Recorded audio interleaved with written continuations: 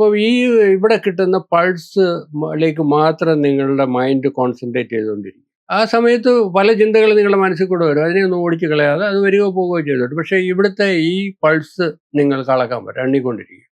ഒരു 5 മിനിറ്റ് നേരം നിങ്ങൾ കുറേ റിലാക്സ്ഡ് ആവും. ഒരു വർക്ക് പ്രഷർ ആയിക്കോട്ടെ, സ്റ്റഡി ആയിക്കോട്ടെ, ഒരു സ്ട്രെസ് അനുഭവിക്കുന്ന ആൾക്കാർ ആണ് പൊതുവെ നമുക്ക് ഈ ഒരു ജനറേഷനിൽ കണ്ടുവരുന്നത്. ആ ഒരു സമ്മർദ്ദം കുറയ്ക്കാൻ വേണ്ടിയിട്ട് അച്ഛന് പറഞ്ഞു കൊടുക്കാൻ പറ്റുന്ന ഒരു അഡ്വൈസ് എന്തായിരിക്കും? 5 മിനിറ്റ് സമയമെങ്കിലും നിങ്ങൾക്ക് സ്വസ്ഥമായിട്ടിരിക്കാൻ പറ്റുമോ എന്നുള്ളതാണ്. മറ്റു ചിന്തകളിൽ നിന്ന് മാറി കൈകൾ ഞങ്ങൾ പറയും ഈ മുദ്ര ഉപയോഗിക്കാൻ പറ്റും.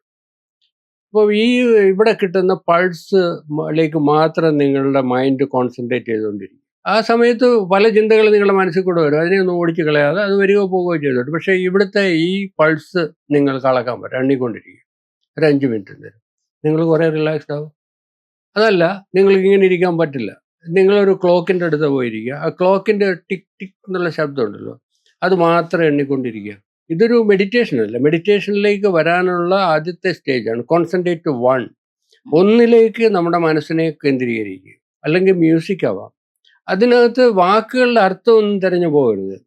വളരെ നേരത്തെ വോളിയത്തിലെ മ്യൂസിക് കേട്ടുകൊണ്ടിരിക്കുക.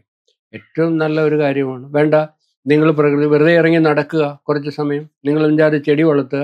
ഈ ചെടിയുടെ അടുത്ത് പോയി കുറച്ച് സമയം നിൽക്കുക. ഒരു 5 മിനിറ്റ് നിങ്ങൾ നിങ്ങളുടെ ചുറ്റുപാടുകളെ ആസ്വദിക്കാൻ പഠിക്കുക. അത് മതി നിങ്ങളുടെ മനസ്സിൻ്റെ സംഘർഷം കുറയാൻ.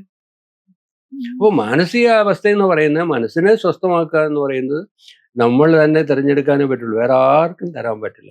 വാസ്തവത്തിൽ രോഗാവസ്ഥ സൃഷ്ടിക്കുന്നത് ഈ മാനസിക സംഘർഷങ്ങളാണ് കൂടുതൽ.